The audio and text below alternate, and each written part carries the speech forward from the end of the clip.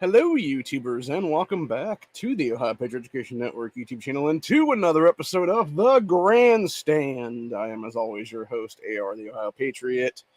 And for today's episode, we're going to talk about the most dangerous and safest cities in America, according to a new map that's been put out here in the last couple of days. We're also going to discuss a little bit of an update to issue 1 here in Ohio and why the people against it are on the way wrong side of history. We'll actually start out with that first. So basically, the Democrat Socialists of Ohio are against issue 1, and obviously so is Michael Bloomberg. That should tell you everything you need to know of exactly why you need to vote yes on issue 1, honestly. Period in the story. If you live in the state of Ohio, vote yes on issue 1 August 8th or before it right now because we have current early voting underway. So, yeah, other than that, that's PSA for the day. But moving on to the main stories of the day. So you got the most dangerous cities in America, which I'm going to bring this up because Ohio has several on here. We also have several on the safest side as well. And I'm going to talk about the difference between the two of them is what it is. And, basically how you can actually change a dangerous city into a safe city is what it is. And it only takes a little bit of policing in most cases. So, anyway. Continuing on here. We got mapped the most dangerous cities in the U.S. This was as of 6 days ago. It says map showcases the most dangerous cities in the U.S. in terms of how many violent crimes occur for every 1,000 residents. And then it has a couple things here on this. Number 6, Detroit, Michigan. Latest figures place the number of actual violent crimes here at almost 15,000. 305 of them have been murders in Detroit. And then you got number 1 at the bottom, Bessemer, Alabama. A person's likelihood of being a victim of violent crime here is 1 in 30 people. The data set only includes cities with populations of 25,000 or more. Violent crime includes rape, murder, armed robbery, and aggravated assault. So basically, you can either be raped, murdered, a victim of armed robbery, or aggravated assault, which I assume carjacking is probably also part of that as well, if that be the case then, or like aggravated carjacking or something like that, maybe. What's interesting is when you look at Bessemer, Alabama, that place has been run by Democrats for decades, legitimately. It is one of the biggest shitholes in this entire country, and people wonder why it's unsafe. I don't know. Maybe because you've had it run in Democrat hands for fucking decades now. Maybe because it's also a literal fucking ghetto town, basically, that has barely any police in it. You know, maybe that's the reason why. So anyway, continuing on the rest of this article, though, it said crime is seemingly always increasing, at least according to the headlines. Yes, in Democrat-run major cities in this country, and even minor cities for that matter. So its focus is usually on big cities like Chicago and San Francisco, but some of the most dangerous cities in the U.S. are actually smaller or suburban cities, at least according to new per capita data from Neighborhood Scout. Said map above reveals the most dangerous urban areas in the U.S. in terms of how many violent crimes occur for every 1,000 residents. Uses latest FBI data and Census Bureau populations available for 2023. So here we go for the top 100. Says though the most dangerous cities in the U.S. are spread across multiple states. Alabama is home to 3 of the 10 cities with the highest violent crime rates. It's also all Democrat-run, by the way, being Bessemer, Mobile, and Birmingham. So yeah, Bessemer is 33.1 in violent crime rate, or 1 in 30. Mobile at number 2 is 1 in 35 people are going to be the victim of violent crime. Monroe, Louisiana takes top 3 with 1 in 38. Saginaw, Michigan, which I know is a fucking Democrat shithole, is 1 in 39. Basically, you could interchange 4 and 5 because it's the same amount of people, same data and everything like that. Would be Memphis, Tennessee, which is exactly where that fucking scumbag Justin Jones is from, the sack of shit who was the douchebag who tried to make it all about gun control after that mass shooting by that fucking trans piece of shit a few months back now that they never have released the manifesto on. So, yeah. And, of course, Jones was kicked out of office for about 10 minutes, and then they're like, oh, we're just going to vote him back in. It's like, seriously, dude, charge these motherfuckers. Charge him. Charge the other motherfucker, Justin, whatever the hell the other Justin guy's name was, and then that Gloria woman. It's not that hard to charge all three of those assholes deprivation of rights of law. You kick them out of office, they can never come back in. That's what it is underneath that charge.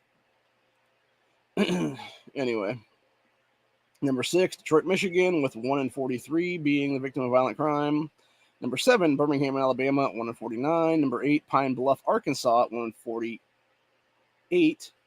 Supposedly, I think that's wrong. Maybe it probably should be 1 in 49 as well on that one, because it'll be just under the same amount then. Little Rock, Arkansas, at 1 in 49. And finally, rounding out top 10, we got Alexandria, Louisiana, at 1 in 53. Moving on to page 2, Cleveland, Ohio, just loses out the top 10 most dangerous cities, with being 1 in 58 people of violent crime instead of 1 in 53. And Justin Bibb wonders why that place is a fucking shithole. I don't know. Maybe because he's the fucking mayor there, and you have black supremacists like Stephanie House on the fucking city council. And it's all Democrat-run hell pocket for literally fucking like 40 fucking years now, even longer than I've been alive in this country, honestly. Maybe that's why Cleveland's a fucking shithole. Not to mention you have cops fleeing that fucking city in droves right now for better pay, for less crime-ridden shitholes, etc. Number 12 on the list is Kalamazoo, Michigan, at 1 in 59 people being victims of violent crime. Not surprising. Milwaukee, Wisconsin takes 13 and could have been interchanged with Michigan, also 1 in 59. Albany, Georgia is 1 in 61. Gadsden, Alabama is 1 in 63. Danville, Illinois is 1 in 63. Lansing, Michigan, which would be the capital of Michigan, where their state capital is, Gretchen Whitmer's home base, basically, is also 1 in 63 at number 17. Baltimore, Maryland is interchangeable with Michigan now, apparently, because it's also 1 in 63 for violent crimes. Although I think it has more homicides per year is what it is, usually.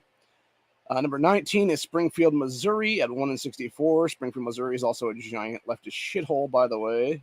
They could also be in St. Louis, Missouri, for God's sakes, because that's also a giant shithole in there in that fucking place. The rest of the state of Missouri is pretty good, though. The rural areas are decent. It's just the shithole fucking major cities like Springfield and St. Louis, etc. there. Let's see, number 20 is Spartanburg, South Carolina at 1 in 65. I believe I've heard some stuff about Spartanburg, too, and it's not.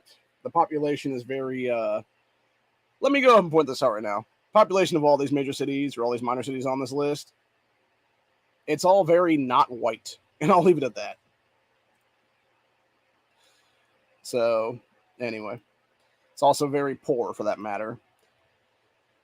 Anyway, number 21 on this list, we got Rockford, Illinois at 1 in 66.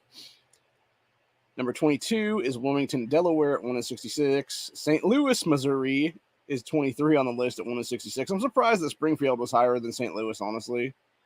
Because I would take a guesstimation on that one that even though Springfield is a few higher at 19 compared to 23, which this could easily be. Let me go ahead and go back to that for a second.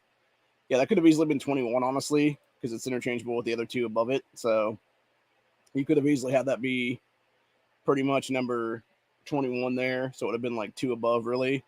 And I guarantee that St. Louis has more homicides than Springfield does every year. Anyway, 24 on this list is San Bernardino, California, 1 in 67 people of violent crime. Kansas City, Missouri is 1 in 68.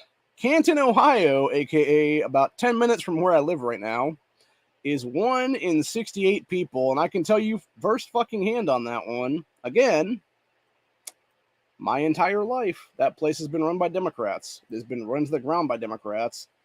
Instead of actually fixing the fucking roads in that city and around that city, what do? They piss away tens of millions of dollars on a fucking arch in downtown Canton to literally make a fucking sculpture, for God's sakes.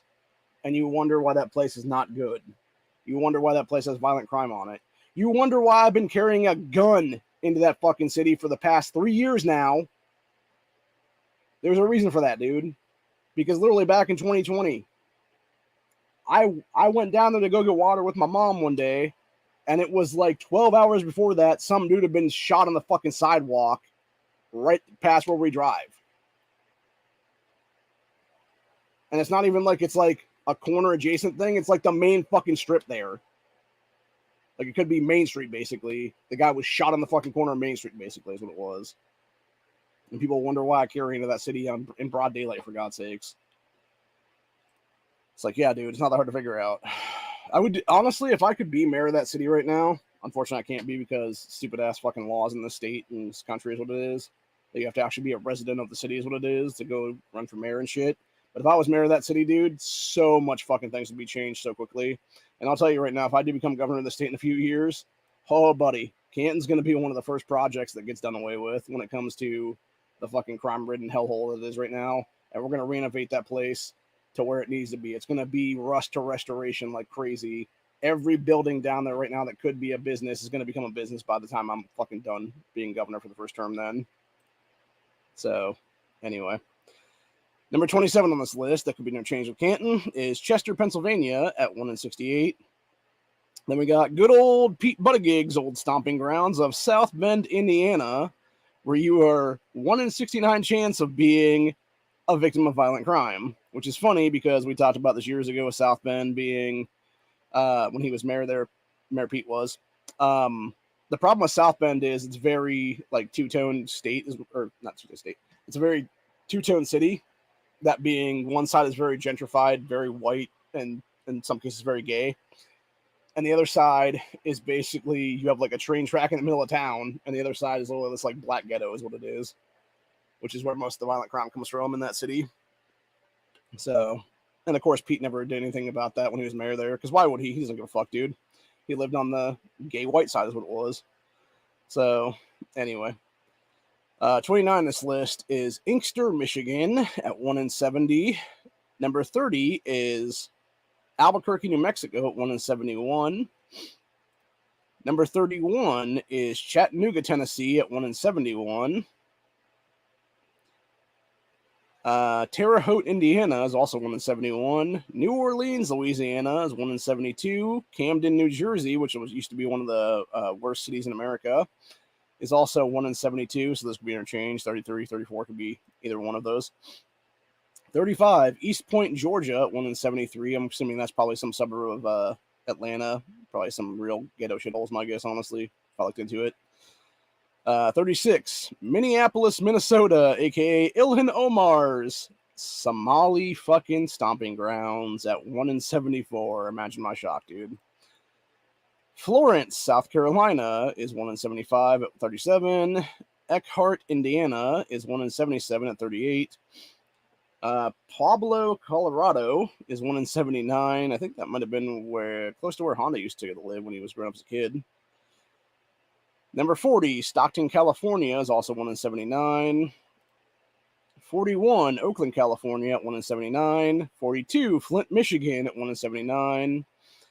43, Houston, Texas at 1-80. Your chances of being a victim of violent crime are 1-80 people. 44, Jacksonville, Arkansas at 1-82. 45, Myrtle Beach, South Carolina at 1-82. 46, Paragould, Arkansas at 1-82. 47, Battle Creek, Michigan at 1-82. Again, these could all be interchanged with each other. Each one of them could be 44 or 45, 46, or 47. 48 is Tacoma, Washington at 1-83. 49 is Baton Rouge, good old Baton Rouge, Louisiana at 1-83. Again, could be interchanged with Tacoma, Washington. And 50 is Jackson, Michigan at 1-84. Man, there's a lot of Michigan in this top 50. Oh, gee, I wonder why. Maybe because Gretchen Whitmer has been governor there since 2019. So, probably the reason why, dude. Not to mention you got Democrats taking over that state like crazy and doing anti-gun shit there. Moving on to 51 to 100, we got Little Rock, Arkansas at 51, being 1-84 people are victims of violent crime. Nashville, Tennessee is 1-84 at 52. Again, could be interchanged at 51. Pontiac, Michigan is 53 at 1-85. Wichita, Kansas is 54 at the same number of 1-85. Noonan, Georgia is 55, also same thing, 1-85. And Compton, California is 56. That could also be interchanged with the other three at 1-85 people. 57, Riviera Beach, Florida at 1-86.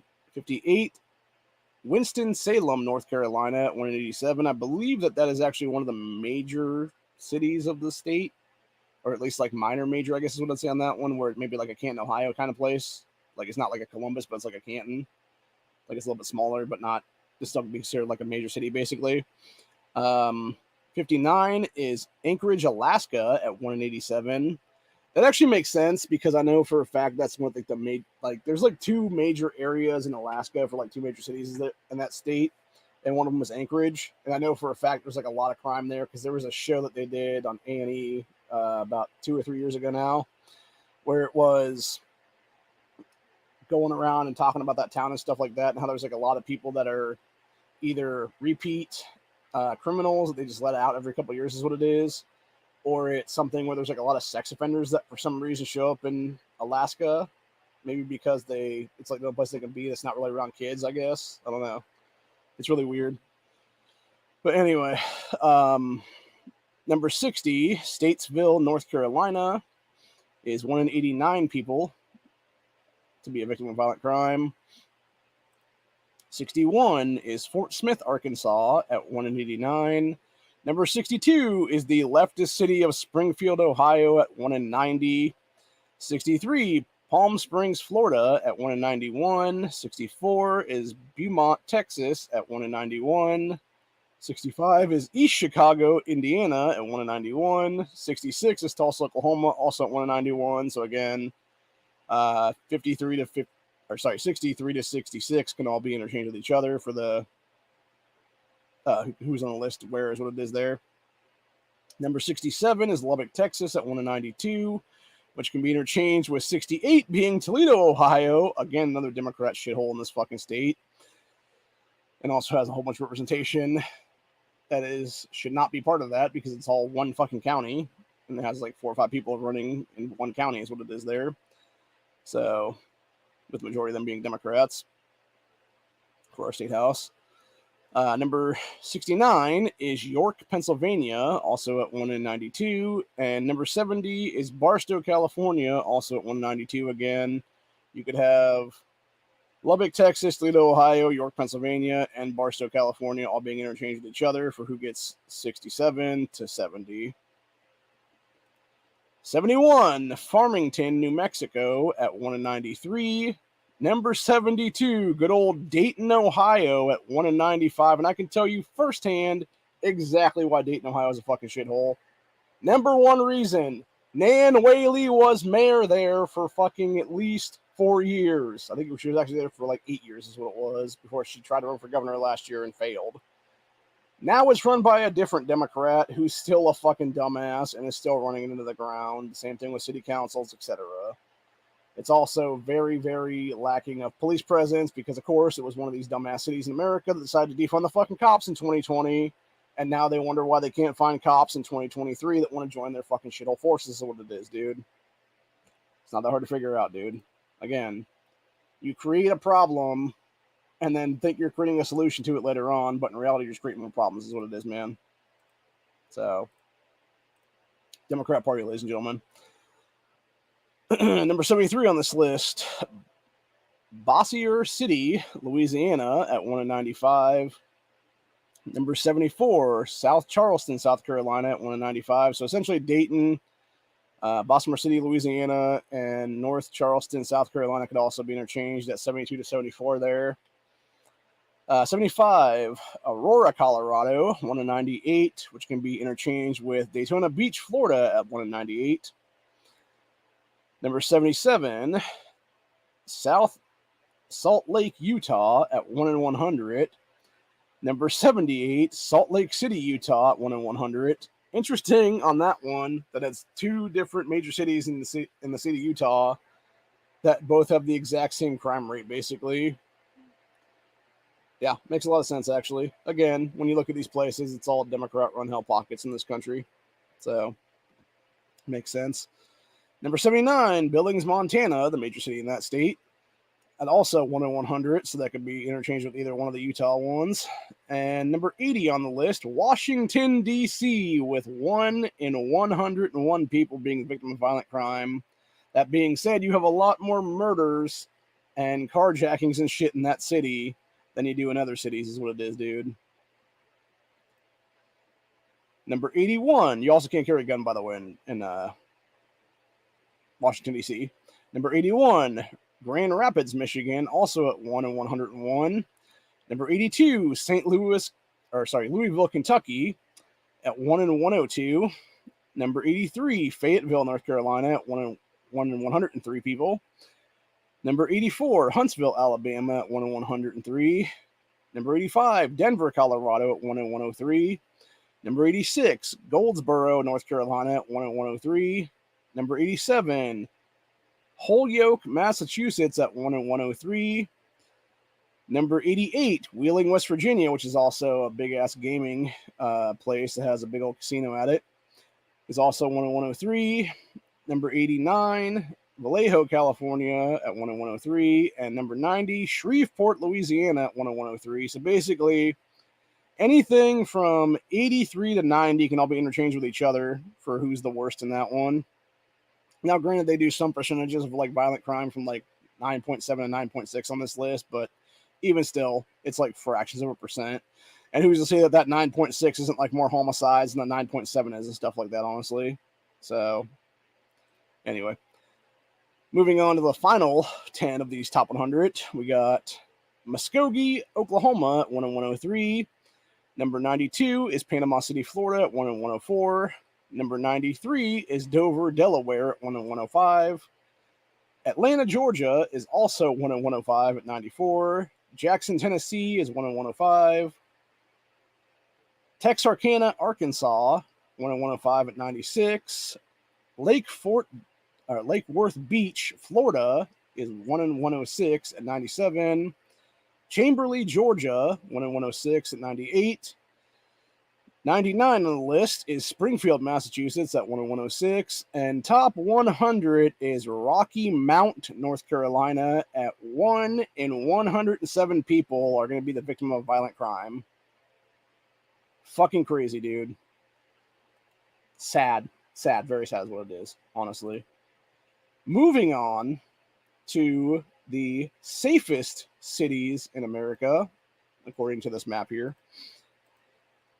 Obviously, you have some Ohio on here too, but one difference there is that obviously it's very rich, very white, very policed areas for the actual safe cities that are major cities in this state right now.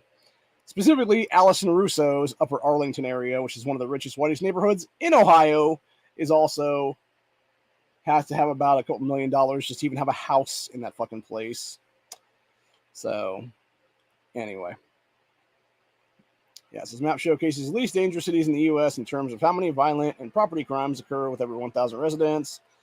Massachusetts among top 50 cities in the U.S. 18 are located in Massachusetts.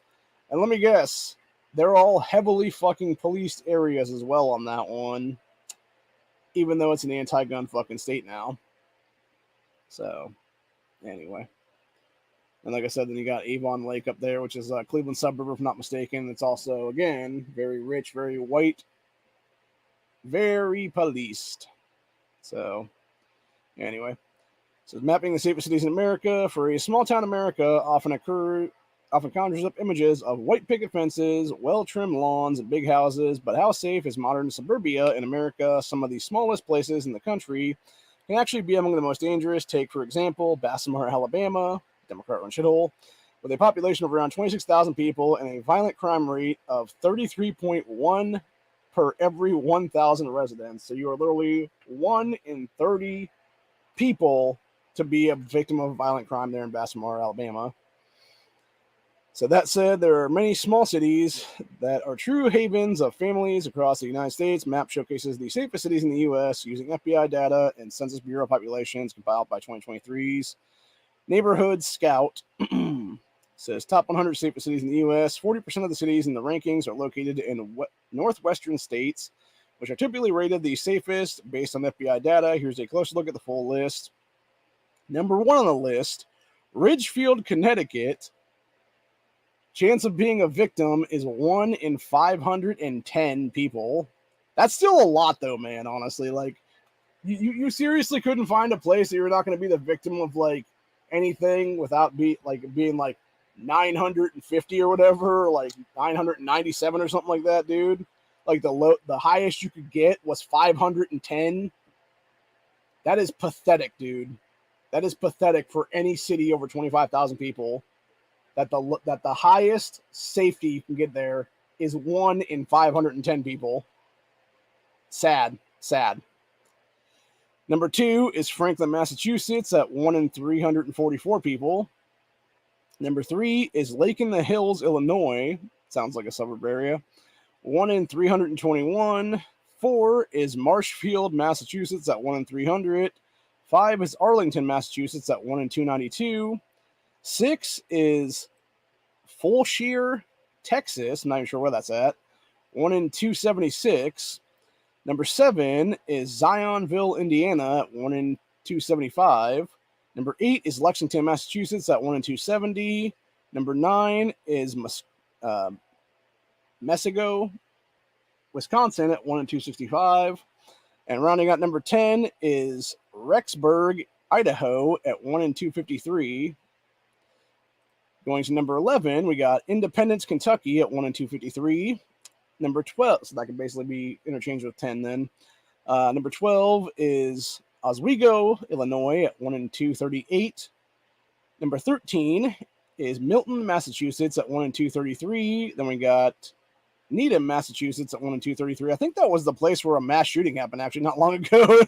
So it's kind of funny this isn't labeled as like a safe fucking city. Like that makes me laughing on that one. Let's see. Number 15 is White Lake, Michigan at 233.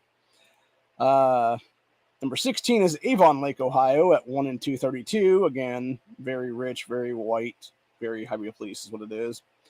17, Madison, Mississippi at 1 in 221. That's a big drop, actually. So you go top 16 at 1 in 232 to 17 at 1 in 221. Jesus, dude. And it just keeps dropping from there. Let's see. 18, Wakefield, Massachusetts at 1 in 218. 19, Windsor, Colorado at 1 in 218. And number 20, South Kingston, Rhode Island at 1 in 212. So between 16 and 20, you had a 20-person drop in safety, dude. That's insane, bro. That is fucking nuts. Anyway, continuing on here, we got 21, which is Colleyville, Texas at 1 in 206. Again, it keeps dropping even more then. So we go from 20 to 21. We lose another 6 people on that for safety. 22, West Bloomfield, Michigan drops another 2 to 1 in 204.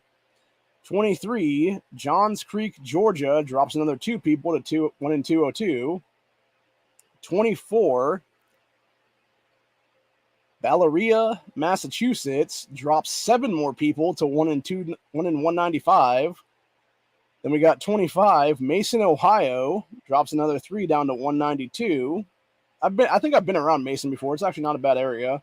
I believe that's actually pretty close to Alliance, and I've been on the outskirts of Alliance a couple of times. And yeah, that place is really nice. Again, very rural area outside of a decent sized city. And you have basically just a lot of good people. And that place I was in there that day, you had a lot of police presence that day then. And that's pretty much what it was, like small town feel and then sort of major minor city there. I don't believe that was Mason, but it was close. It was like adjacent or whatever then. So anyway, continuing on then. It was also a lot of gun owners, by the way, that lived in that area too, for that matter. Number 26 on this list is Reading, Massachusetts at 1 in 192. Then we go to North Andover, Massachusetts at 1 in 190. So you drop 2 people there on that one from 26 to 27. Wesley's, or Wellesley, I think it's pronounced it, Massachusetts at 1 in 189. So drops another person. Then we got 2 more people dropped off at 29, which is Mundelein, Illinois at 1 in 187. And top 30 is Brandon, Mississippi at 1 in 186 people. Moving on, 31, we got Cumberland, Rhode Island at 1 in 184. Andover, Massachusetts at 1 in 182. Edwardsville, Illinois at 1 in 178. Little Elm, Texas at 1 in 176. Merrimack, New Hampshire at 1 in 172. Waltham, Massachusetts at 1 in 169. Wiley, Texas, which is 37 on the list, at 1 in 169. Commerce Township, Michigan at 1 in 169. Milton, Georgia at 1 in 167 at number 39. And rounding out number 40 is Melrose, Massachusetts at 1 in 164 people. So we started out at 510, and by the time that we get to number 40, we're already down to 164 people.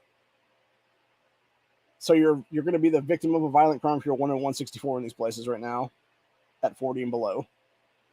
That's crazy, dude. That's almost a 400-person drop-off from the start, dude, in less than 40 major cities in this country. And they call that safe. Fucking nuts, dude. It really is. Continuing on, number 41 is Bellwyn, Missouri at 1 in 162. Then we got North Kingston, Rhode Island at 1 in 162. Beverly, Massachusetts at 1 in 161. Rochester Hills, Michigan at 1 in 160. Keller, Texas, which is 45 on the list, at 1 in 158. Shrewsbury, Massachusetts, or Shrewsbury, I'm not sure. They pronounce things really weird with that, Southie Boston accent. So, which I did really shittily, obviously, there. But yeah, it's 1 in 156 there. Then we got Drickett, Massachusetts at 1 in 155. Proper, Texas at 1 in 155. Newtown, Massachusetts at 1 in 152. Oh, no, sorry, I was thinking that was the one that had the massacre, but no, that was Connecticut.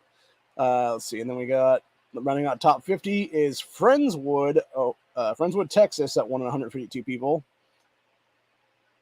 Moving to 51, we got McHenry, Illinois at 1 in 152. Fort Mill, South Carolina at 1 in 151.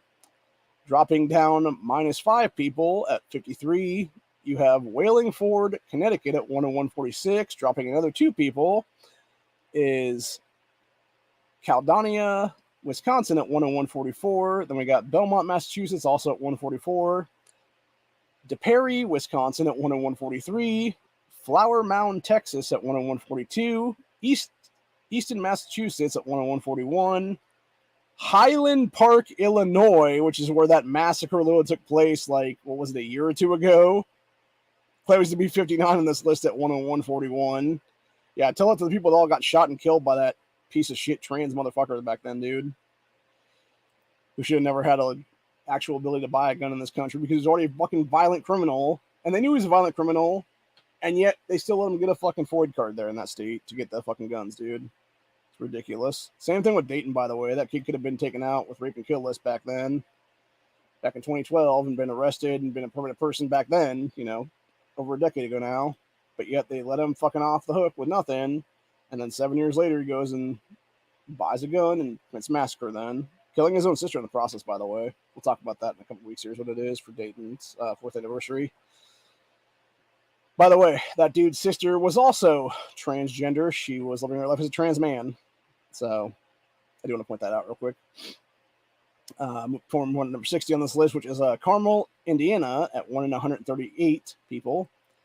Moving on to 61, we got Secuse, Texas. I think it's pronounced. I'm not sure. I don't live in Texas, so it might be like a different word or something. Pronunciation of that. 1 in 138 people, safety-wise. 62, Algonquin, Illinois, at 1 in 137. Hendersonville, Tennessee, at 1 in 137. 63 on the list. 64 is St. Louis, Arizona, at 1 in 136. Fishers, Indiana, at 1 in 135. Perrysburg, Ohio, also at 135, with number 66 slots. We interchange with that Indiana one. I've actually been to Perrysburg. Again, I would almost consider that to be more of a rural city there. It's also, again, population density, very white. So, also heavily policed as well on that one. Or at least semi-heavily policed anyway. So, anyway.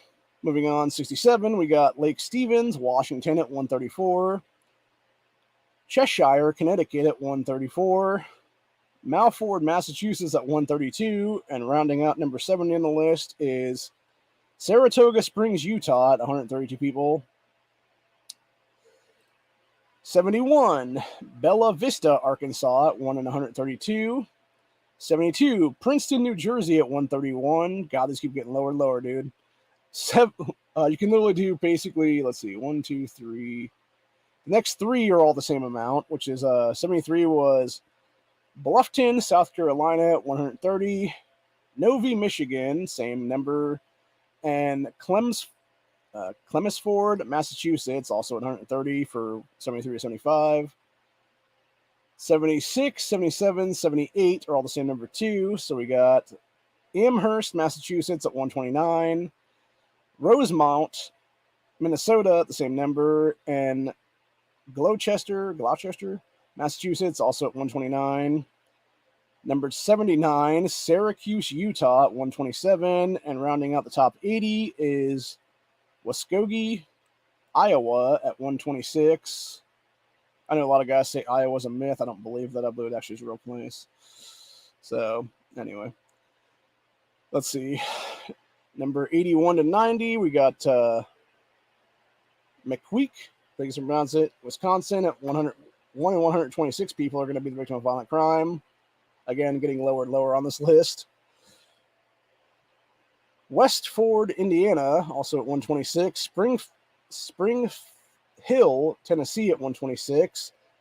Allison Russo's Upper Arlington, Ohio, also at 1 and 126. Again, I've been to Upper Arlington. I have family that lives near it, is what it is.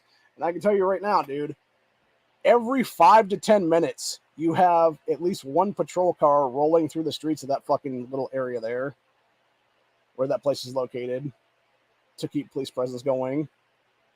And that's the only reason it's as high as it is on this list, actually. Because otherwise it would be getting all the spillover from major city Columbus there, which is a suburb of, is what it is. So, anyway, moving on. 85 is Rahway, New Jersey at 1 and 125. Mount Clair, New Jersey, also at 1 and 125. Greenwich, Connecticut at 1 and 125. Hetto, Texas at 1 and 124. Foresta Hills, Alabama at 1 and 123. And Brownsburg, Indiana at 1 and 123 for number 90 on the list. From 91 to 100 on this list, finishing everything off here, we got Wilmot, Illinois at 1 and 123. New Milford, Connecticut at 1 and 122. Hilliard, Ohio at 1 and 120. Hilliard is not safe. It is a fucking shithole. It is also a lot richer than it used to be, unfortunately. It's also a lot more crime than it used to be there as well. 94, Royal Oak, Michigan at 1 and 120 as well. Number 95, Dury, New Hampshire at 1 and 121. Number 96, Dublin, Ohio, which I know for a fact has carjackings on a regular basis, is 1 and 120 according to this list. Number 97, West Warwick, Rhode Island, 1 and 116. Watertown, Massachusetts at 1 and 116. And the final two, Walpole, Massachusetts at 1 and 115. And Kaysville, Utah at 1 and 115 people are going to be the victims of violent crime. Let's compare those last few now to the most dangerous cities on this list. So basically the highest percentage for safety on the top 100 here is 1 in 115 people are going to be the victim of violent crime there, right? Comparing that to the most dangerous cities in America, the lowest on the list was number 100 there, which was Rocky Mount, North Carolina, and you're the victim of violent crime if you are 1 in 107 people. So the difference between the most dangerous cities and the safest city is 8 fucking people that you're going to have difference there of a victim of violent crime. That is not a safe area, dude. If you, seriously, if you are 1 in less than 500 people, you're not in a safe area in this country, period. The fact that there was only one on that fucking entire list that had over 500 as its number for the safest area is a slap in the face to every major city in this country over 25,000 people, honestly, dude. And again, it shows you the more population dense a state is, the more population dense a city is what it is, the more violent crime will explode. And it's as simple as that, really. And again, these are the same douchebag Democrats that are pushing for this shit all the time. These are the same assholes that were burning down our fucking states and our cities and everything like that 3 years ago during the race riots of 2020 over some fucking fentanyl head named George Floyd. And you wonder why it keeps happening. And you wonder why we have such bullshit prosecution in this country when you have fucking Soros DAs everywhere is what it is, dude. And you have Soros being the one financially backing the ACLU that is directly against issue 1 here in Ohio to raise our amendment threshold of our state constitution to 60%. Like, honestly, it's not that hard to figure out, man. It really isn't. It all goes back to globalist bullshit. It all goes back to globalists trying to disarm American citizens to take our security away from us in the form of firearms ownership, to fuck us over and allow their violent criminals back on the streets to victimize us over and over again. And I will be damned if I ever let that shit happen to me again in this nation. Because I was the victim of violent crime 2 years ago. I had my home broken into 2 summers ago. It was almost 2 years ago to the day right now, honestly, that happened. Actually, it might have been a couple days ago that happened, was the second anniversary of this. They still have yet to find anything when it comes to my gun that was stolen. Probably never see that gun again. Still haven't been able to find the money put together to actually replace the damn thing. So now I'm going to actually talk to the state legislature here in the next few months about, hey, why don't you all finally reduce a reimbursement kind of thing where if the cops can't fucking do their job and find crime weaponry in X amount of time, how about you allow the people that had their shit stolen to be able to file a claim with the state of Ohio and have money reimbursed to them, and if that gun is ever found in evidence or whatever the case be, then guess what? It becomes state property if that be the case then. You forfeit the rights to it then. I would be fine with that, honestly, because personally, I don't want that gun back now, even if they did find it, because I have no idea, number one, how abused it's been by the people who have been in possession of it since then, and number two, if it was even used in a fucking crime or not. Which, by the way, if it is used in a violent crime like a fucking homicide, I will never see it again anyway, and it's only then that you actually get a reimbursement from the state is what it is, or you can file for one. And I think that's bullshit because it's like, nah, dude, for those of us that are poor as shit and can't afford to replace something like that, I should be able to literally go to these people and be like, nah, bro, like, it's been 2 years. You had 2 years to find it. You still haven't found it. Like, let me file a claim with the state. Let me get the money so I can go buy something new is what it is now. Seriously, and be able to replace my fucking property. So, anyway. But yeah, needless to say, I'm pretty pissed off about it still. I'm always going to be pissed off about it, obviously, because, it could have changed differently. It could have been totally differently. I could have been home that day. I could have been in the stand your ground situation that day, honestly. A whole bunch of things could happen there. I roll over those scenarios in my head almost on a daily basis anymore. Like, what if? What if this? What if that? What if that? What if this? What if I was asleep when they came in? What if I was, woke up to some dude beat me in the fucking face with a shovel or something? Or taking one of my guns and shoot me in the head with it, honestly. So, anyway. And, of course, it puts me on edge, Because it should be a safe area I live in. And it's not, because you have the fucking spillover of Canton crime. And I'm going to point something out about Canton, too, by the way. When we were down there the other day, my brother and I went to go get water a couple days ago. And we were coming back. Dude, I have never seen so many meth/crackheads having a convention in that fucking area down there than I did the other day. Like, there was legitimately a group of, 6 or 7 people who were, the most cracked out, skinny people ever, dude. It was either crack or meth or some kind of fucking other pills or whatever the case be, heroin or something, where they were just, super skin and bone people and stuff like that. And you could tell they were just waiting to get a fix is what it was, man. And then you had one of them, about maybe, I don't know, 100 feet up or so at some little inner thing there, because you basically have, this bike lane thing that they produce now or whatever, and there's, this little in-section thing is what it is there, where you can technically walk on it, but you're not supposed to is what it is, because it's super illegal to do so. So it's basically like a split between this lane and like that lane. It's like a little intermediate thing there. You have this dumb bitch sitting on a crate right there in it and being like, homeless, anything helps. And it's like, how about you go get fucking detoxed, you goddamn junkie, and then we'll get you a fucking job that's in demand right now in this state. And you can actually make some money and get a living, and actually we'll find you a place to live then and be able to pay rent on and whatnot when you get yourself clean and sober and you're actually willing to do that stuff. Because that's the problem right now. Most of these people aren't willing to do that stuff. They're not willing to go get clean and sober. They're not willing to go change their lives. They just want to be a goddamn drain on our fucking system. And I'm sick and tired of it. I really am, dude.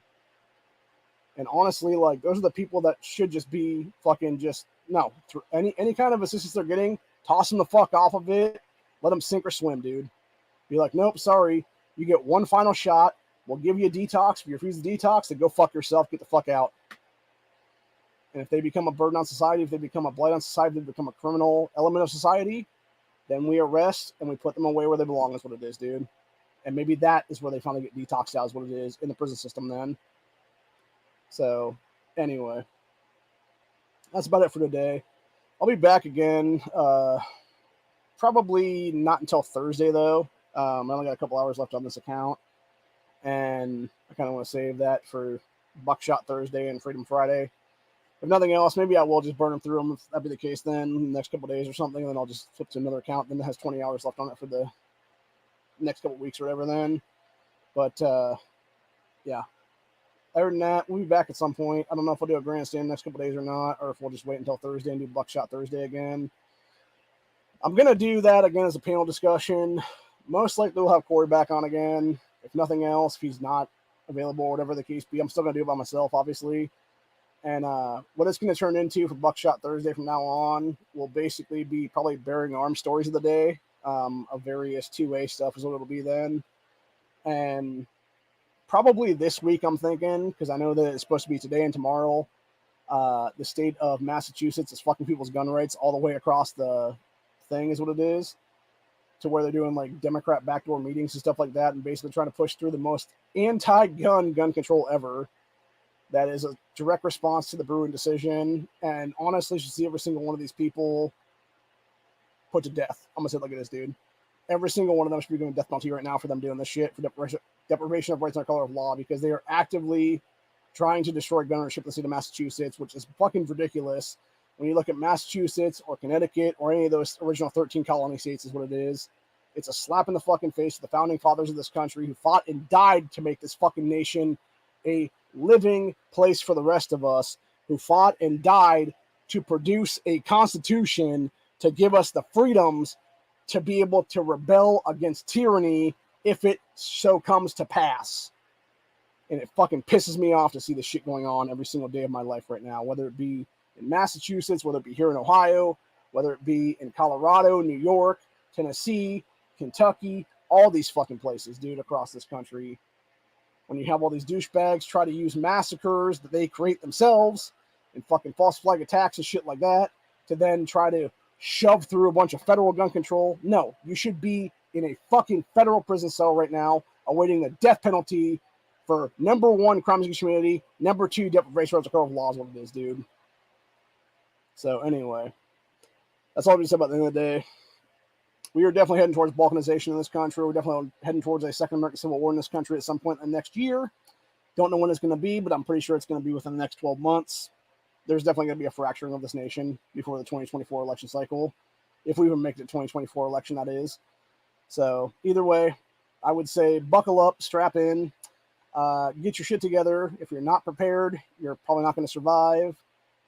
Be ready, be armed, have a nice supply of food and water for you and your family, have a possible second location that you could potentially bug out to if need be, and basically don't be anywhere near a major city when things fall, because you're going to die in that major city is what it is, dude. You will be mobbed. You will be killed by the mob is what it is. And it's as simple as that. So if you live in a major city right now and you have the ability to get the fuck out while you still can. Anybody out there right now, don't care who you are, dude. Pack your shit and get the fuck out. Come to a place that's more inclined with your actual views. If you live in a blue state, stop supporting blue states. Move to a red state. Move to a red city. Move to any area of any state that's going to be good for you and good for your family, and won't find you dead at the hands of 100 fucking people beating you to death in the fucking streets, honestly. And it's as simple as that, really. Anyway, that's pretty much it for the day. Hope you guys enjoyed this episode. Like I said, I'll be back some point this week. Not sure if it's going to be tomorrow, Wednesday, or if it'll be Buckshot Thursday. But either way, we'll be back at some point to talk about that. We're most likely to do Buckshot Thursday. We'll talk about the overall thing of Massachusetts, because I assume they're going to try to pass it here in the next day or two is what it is. And if it does get passed, we'll just directly talk about it on Thursday then. And if it doesn't get passed by then, we'll just go over the actual legislation itself then and how bad it actually is for the people there that are gunners in the state of Massachusetts right now. So either way, that'll be the main topic for the day. We might talk about some other stuff too on that one, but yeah. Mostly it'll be just that is what it'll be. So anyway, hope you guys enjoyed this episode, and I will see you all in the next one. Later.